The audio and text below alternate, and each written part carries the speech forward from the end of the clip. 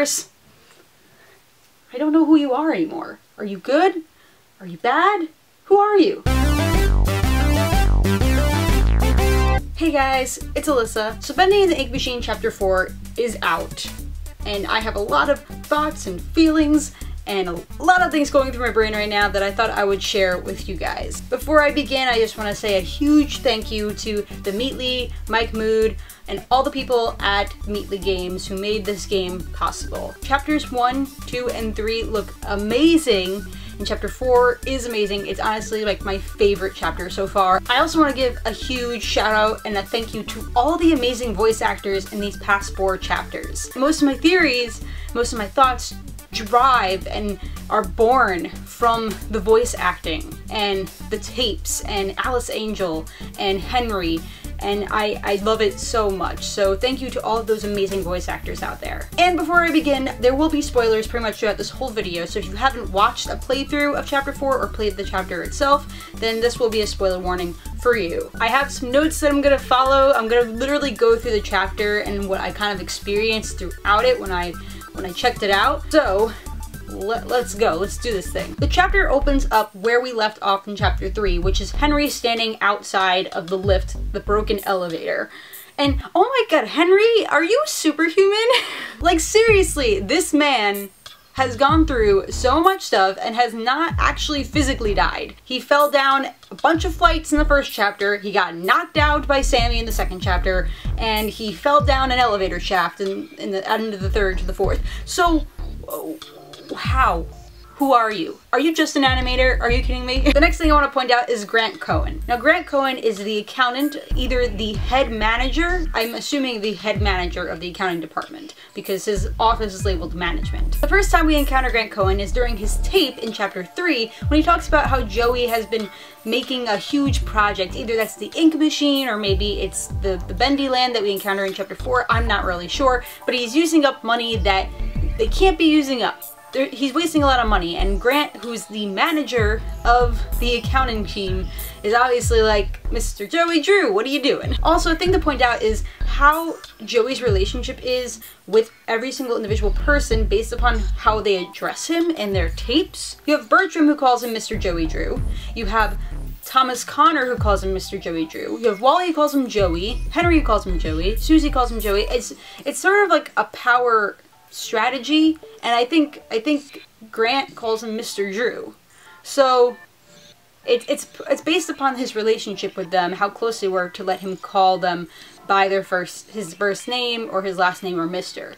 So just so you know. Just so you know. Anyway, we go into Grant Cohen's office, and he's gone he is or was completely insane. There's writing all over the wall, pretty much talking about how Joey and Bendy have been wasting money, and they can't pay their taxes, and there's numbers, and they're wasting. It's just insane. It's all over everywhere, and I don't know why that happened. Like, why did he write it all over the walls and all over his office? Like, was he going insane while this was all happening? Was he already becoming an ink person, an ink monster? I'm not sure. And then that tape, like, whew, ha. Next thing I have down is flashbacks. Now during Chapter 4 we get these sort of, they're not really flashbacks, they're kind of weird signals or hallucinations that Henry is having, and this is the only chapter that we first experienced this. And the first time we actually have it is in the archives, and it's triggered when we open up the private room, and then it happens again when we walk down a hallway with all these inky hands coming out, which are the lost ones. And then it kind of happens again when we're in the Miracle Station waiting for the Projectionists, and then Bendy comes and rips his head off.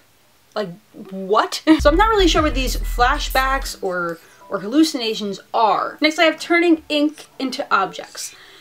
Why wasn't anybody else freaking out about this? That was the first thing I think I actually verbally reacted to, like, oh my god, Joey, why would you need to create success from a cartoon when you could have just been selling these printer things to turn ink into objects? But I guess the reason why that happens is because of really scary stuff that you probably couldn't sell to people. Now we've come to the saddest part of the chapter, which is kind of my favorite only because it made me realize how crazy Joey is, aside from everything else that we learned. But Oh my god. We meet the Lost Ones, which are the Ink people, and we're assuming right now they probably are the employees of Joey Drew Studios. They look so sad. They look malnourished. They were in cages. Like, what was the purpose of these Ink people? Were they being made into toons and eventually it just didn't work out and now they're stuck like this?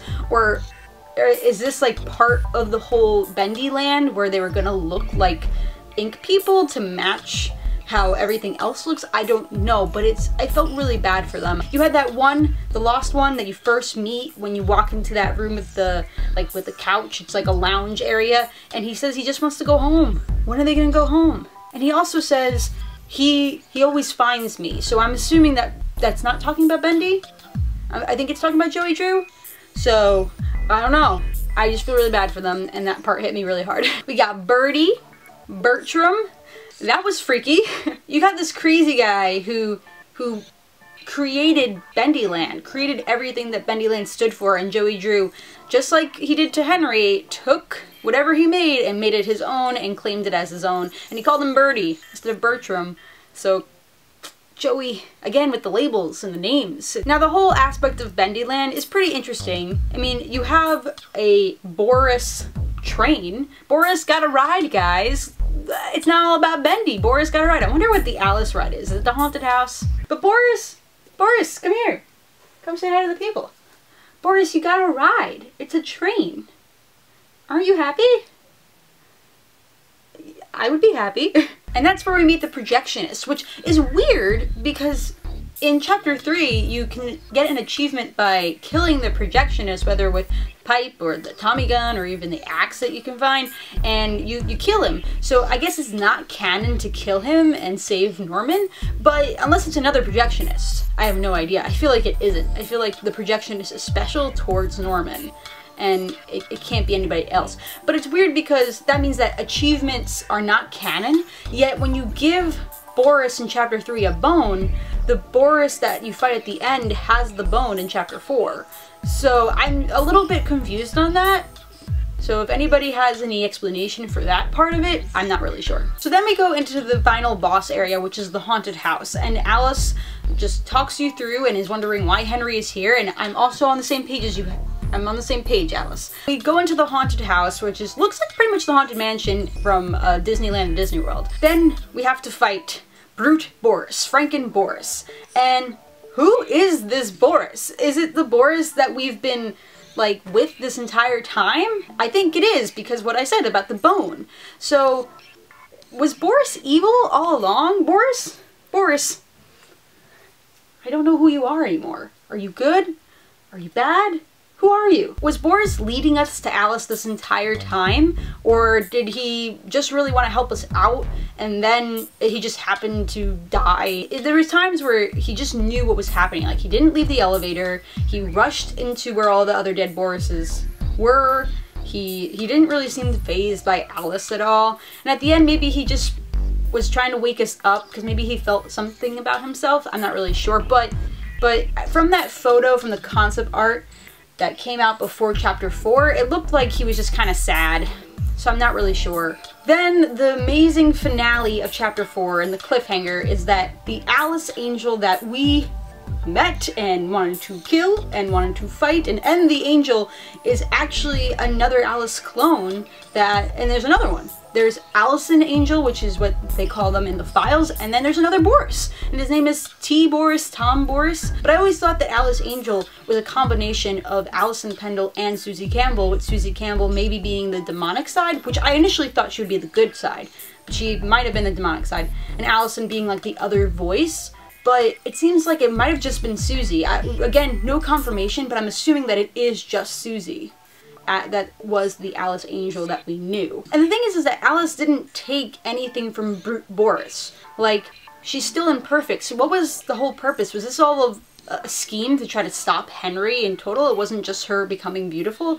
I have no idea. I have no idea. And I learned that all the tasks that we do for Alice in Chapter 3 leads it to becoming Brute Boris. You now, especially now in the updates, because in Chapter 3 updates, you now collect only 3 ink blots, but they're huge, they're big, and it takes at least 3 ink blots to create the pipes to defeat Boris, and we needed to get her gears and batteries and hearts, and I think the Boris model, the Brute Boris model, has like 5 hearts stuffed in him. I guess that just helps Alice control him better because he's not alive, he's really dead. He has X's on his eyes. I don't know who this Boris was. I always thought that Boris was Wally Franks because Wally Franks seems like an important character. His tape is in every single chapter, but I wasn't really sure. We haven't had that confirmation yet, but now I think that Thomas Connor is the new Boris that we meet, and maybe Alison Pendle is the new Alice that we meet, then where's Wally Franks? Was he still the Boris the whole time and we just lost Wally Franks?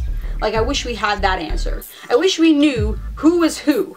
So that's all I have for Bendy Chapter 4. It was amazing. Again, that's why it's my favorite chapter. It made me think so much, and the story is so amazing. And if you haven't played Bendy and the Ink Machine, go play it. The first chapter's free. All the other chapters you have to pay for, and it's the finale, the final chapter is coming out at the end of the year. They said 2018, so I'm going off of that right now. And it will be coming to consoles on PlayStation 4, and Nintendo Switch, and Xbox, so I'm very excited because I'm gonna get it on Nintendo Switch and I'm gonna play it all the time. You're awesome, I'm awesome, and thank you for watching this video, and if you want, you can press subscribe to find out when I post videos, whenever they are, and the notification bell, so you get an email every time I upload. If you really like me, you should follow me on all my social media. They're in the description box below. I have a bunch of other Bendy videos, so one of them will probably be on the screen right now for you to check out, and a couple will probably be wherever the iCard is. If you really like my Bendy content, give it a like. And I'll see you guys around, okay?